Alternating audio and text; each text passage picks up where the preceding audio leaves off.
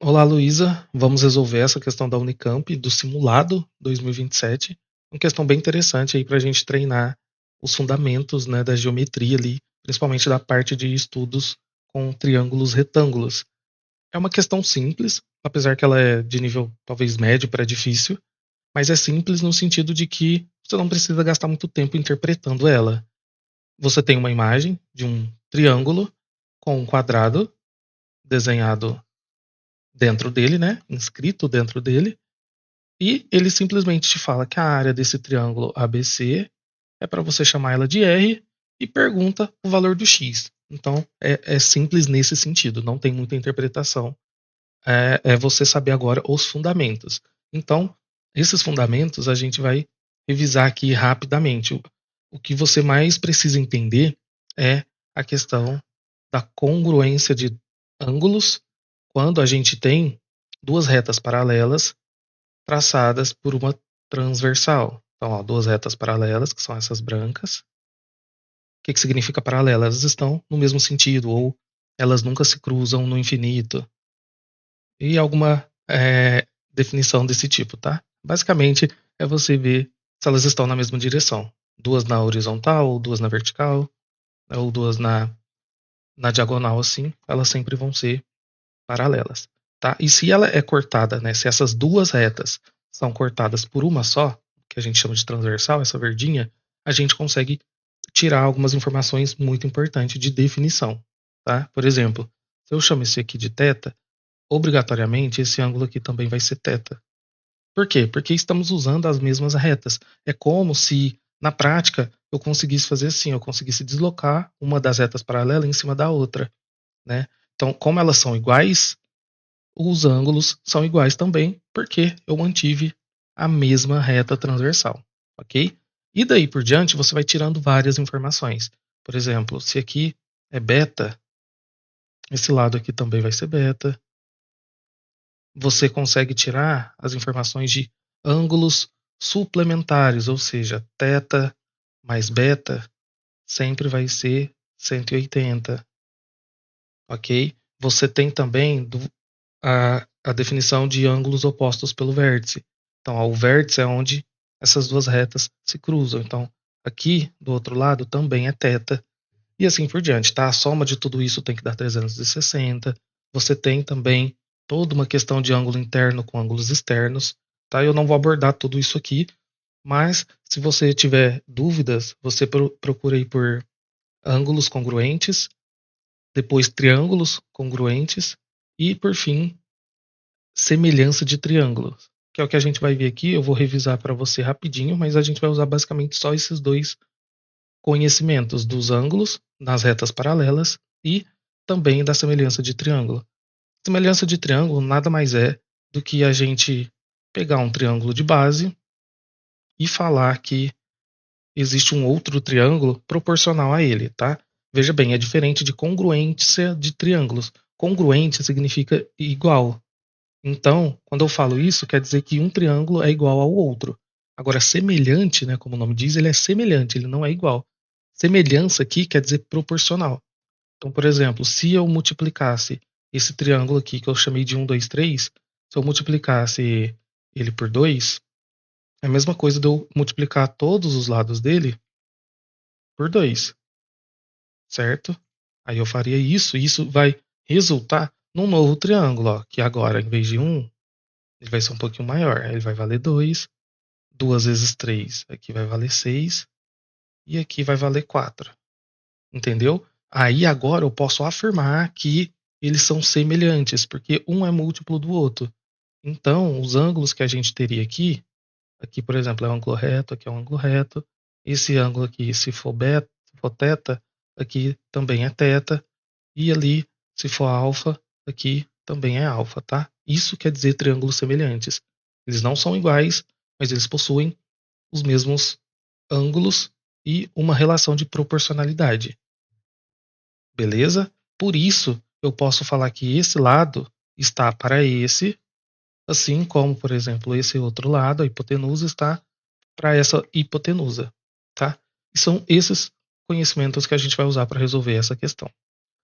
Porque quando a gente olha aqui direitinho essa imagem, você imagina que eu consigo aqui, ó, expandir essas duas retas aqui, ó, do meu quadrado que está dentro ali do meu desenho.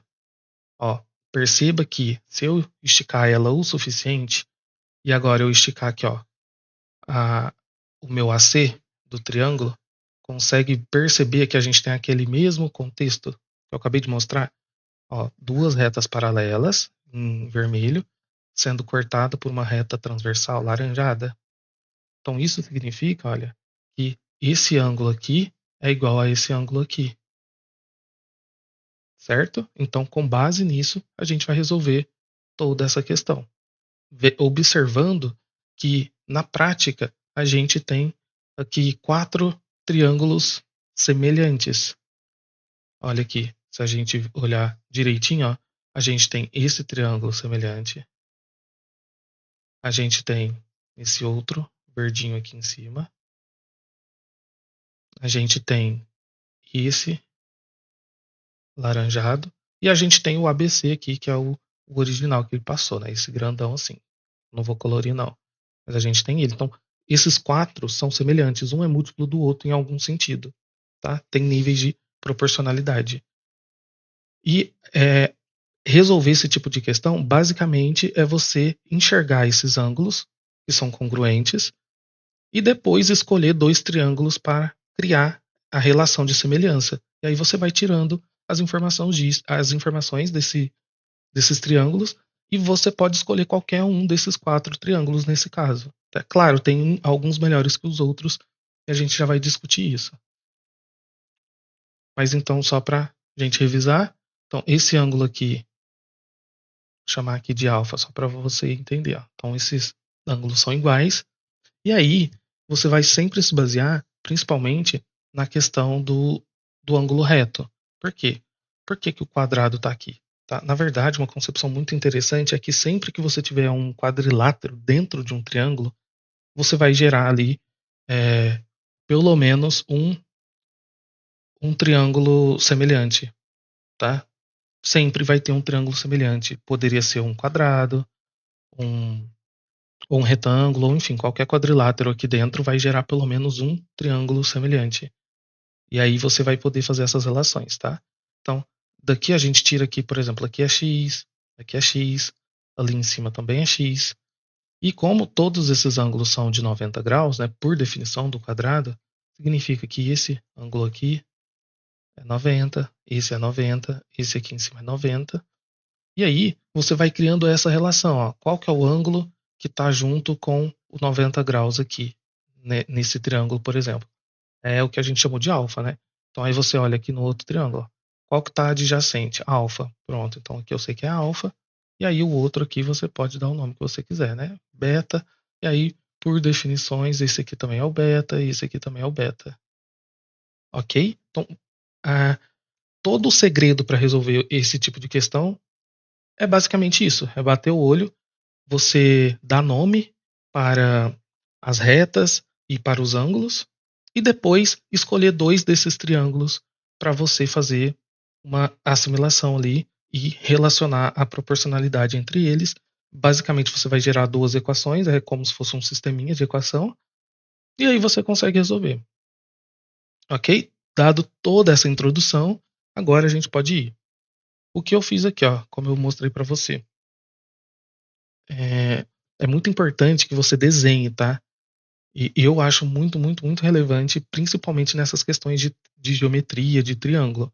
Né? Eu sempre tive muita dificuldade, então eu só fui começar a desenvolver bem quando eu parei para desenhar e fazer o passo a passo bonitinho.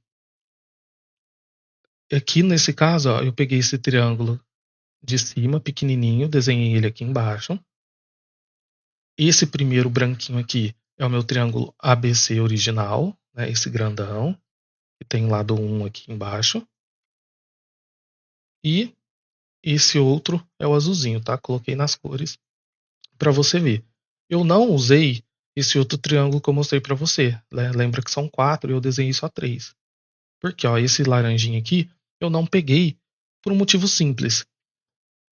Quais triângulos você vai resolver na hora da questão?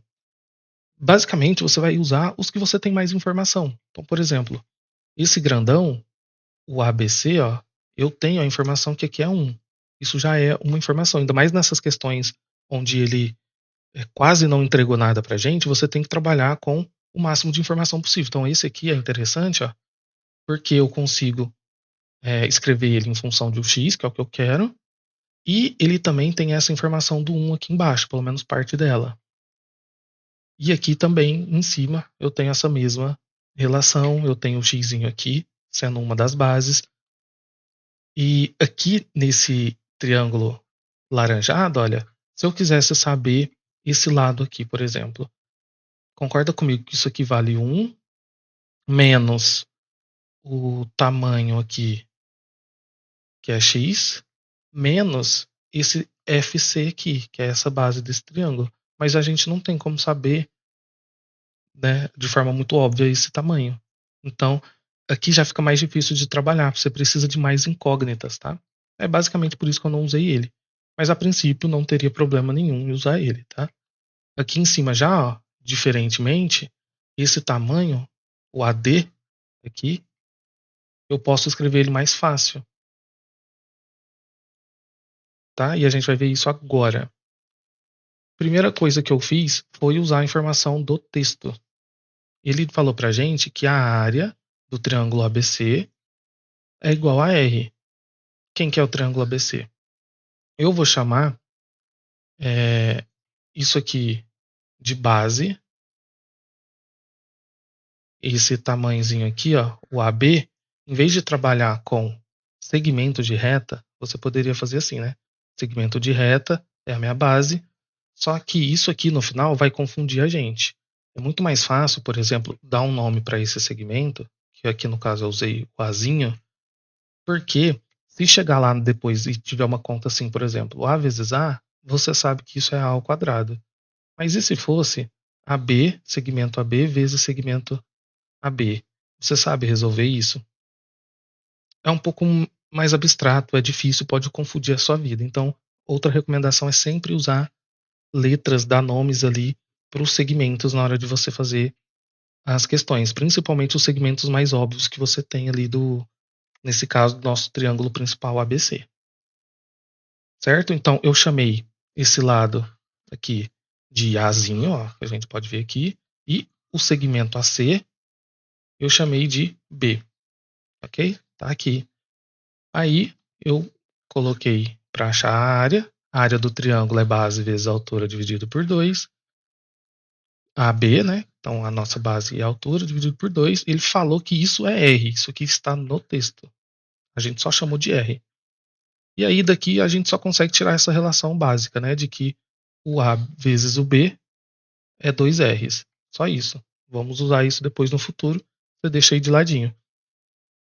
Então agora você vai usar o conhecimento de semelhança de triângulo. Como eu disse, você pode escolher 2 triângulos que você quiser para fazer essa semelhança.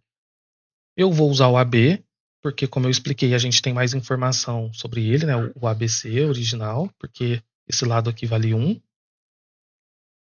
E vou usar o triângulozinho daqui de cima, porque ele tem um x aqui pra gente, e a gente pode descobrir esse lado aqui em função dos 2 triângulos grandões, tá? Então você vai sempre pensar assim, como a congruência é do ângulo, você vai escolher um dos lados que você quer encontrar.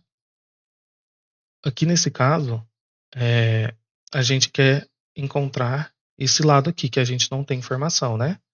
O AD. Eu coloquei os pontos aqui de forma arbitrária, tá? Coloquei esse nome, esse pontinho aqui de E, esse aqui de D e esse de F, só para a gente conseguir se localizar. Você poderia ter colocado qualquer letra. Então, o meu ADzinho, então, sempre olhe a relação dos ângulos. Ó. O meu AD, ele está oposto ao o ângulo que eu chamei de alfa, certo? Então, você vai colocar ele aqui, e ele está para o mesmo ângulo oposto, só que do outro triângulo. Ó. Então, quem que está oposto ao ângulo alfa também? É o meu AC. Só que o AC a gente chamou de Bzinho. Então, AD está para Bzinho, assim como o meu X, que você poderia ter colocado ED também, tá? Mas como eu disse, a gente vai trabalhar com as incógnitas que é mais fácil. Tudo isso aqui é o meu x, lembrando, porque o x, ó, é essa partezinha aqui em cima, ó, é a parte de cima do meu quadrado, por isso que é x. Então, meu x está para quem que é o oposto aqui? É o oposto do meu ângulo reto. Então, o oposto do meu ângulo reto aqui no outro triângulo é 1. Então, x sobre 1. Daqui eu tiro que o meu AD é igual a B vezes x. Certo? É basicamente isso. Aí você vai escrevendo essas relações nos triângulos que você acha que vai ser relevante. Agora, eu vou usar esse outro triângulo azulzinho e relacionar com o triângulo grandão de novo. Pelos mesmos motivos, porque eu sempre vou usar o grandão como referência porque ele tem o valor 1 aqui embaixo. E aí isso aqui vai sempre ajudar a gente a facilitar a conta e tirar uma incógnita. É o único lugar que a gente tem um valor absoluto para trabalhar. Só que aí agora, olha que legal, a gente achou que o AD vale BX, né? Então, o AD, ó, o AD, esse segmento aqui, vale BX. Olhando lá em cima, fica mais fácil ainda, ó. O que a gente tem aqui? Esse segmento é B vezes X agora, ó. Só essa partezinha aqui. Só que a gente não chamou tudo isso aqui do AC. A gente não chamou tudo isso aqui de A. Então você concorda comigo que se isso aqui é BX e tudo é A, essa partezinha em azul claro, ela tem que ser. Ó, desculpa, não é A não. Isso aqui é B. Isso aqui é B. Se tudo isso é B e aqui é BX, então é só essa partezinha aqui é B menos BX. Concorda? Porque é só eu pegar tudo e tirar essa partezinha que vai me resultar no azul claro. Perfeito? Foi isso que eu fiz aqui, ó. O meu X está para A. O meu X aqui, olha, o meu X é o que está oposto ao ângulo θ. Quem está oposto ao ângulo θ no triângulo grandão é o B, ó. Oposto ao ângulo θ é o meu Bzão, meu Bzinha. E aí, a minha hipotenusa, B menos Bx, está para a hipotenusa do outro, que é 1. Ângulo, ó, lembrando que a hipotenusa está oposta ao ângulo reto, sempre. E agora é só matemática. A gente faz o chuveirinho, A vezes B, vezes A menos Bx, dá AB menos ABX. E aqui, ó, a gente lembra lá do início que a gente fez. A vezes B, a gente tinha achado que é 2R. Aí você substitui. Fica 2R menos 2RX, passa tudo que tem X para um lado da equação, fica X mais 2RX, tem X, ó, nas duas parcelas. Então, nos dois termos, né? Então a gente pode colocar em evidência dessa forma aqui, 1 vezes X volta para o X, 2R vezes X volta para 2RX. Tá? A gente faz isso simplesmente para ficar mais fácil de perceber que agora temos uma multiplicação, a gente pode passar todo esse termo dividindo aqui o 2R. E aí a gente chega na nossa resposta. O x vale 2R dividido por 1 mais 2R, que seria a alternativa D. Ok? É uma questão que parece longa, assim, esse vídeo deve ter ficado longo, só que é porque eu revisei e fui falando passo a passo. Só que na hora de fazer, se você já tem esses fundamentos bem definidos, você consegue fazer isso aqui rapidinho. O mais difícil, na minha opinião, são os macetes que eu comentei aqui. É você dar nome para os segmentos de reta e é você enxergar a questão dos ângulos direitinho, certo? Você sempre coloca os ângulos retos primeiro e depois vê a questão das retas paralelas. Depois disso, os outros ângulos vão surgir naturalmente. E aí depois é só você ter uma abstração visual mesmo e ir comparando os ângulos. Você sempre olha os ângulos e não as retas em si, não os segmentos de reta. Então, se você usou aqui um ângulo oposto ao ângulo reto, né, ou seja, a hipotenusa, você vai olhar direto a hipotenusa dos outros, né? Por exemplo, aqui, ó, seria o x, aqui seria b menos bx. Então, não se apegue aos riscos em si. se apegue a usar como referência os ângulos, ok? Você fazendo isso, tenho certeza que vai dar certo aí nas próximas questões. É uma questão difícil também, então se você não conseguiu de primeira, fica tranquila, tá? É isso, espero que você tenha entendido e até a próxima.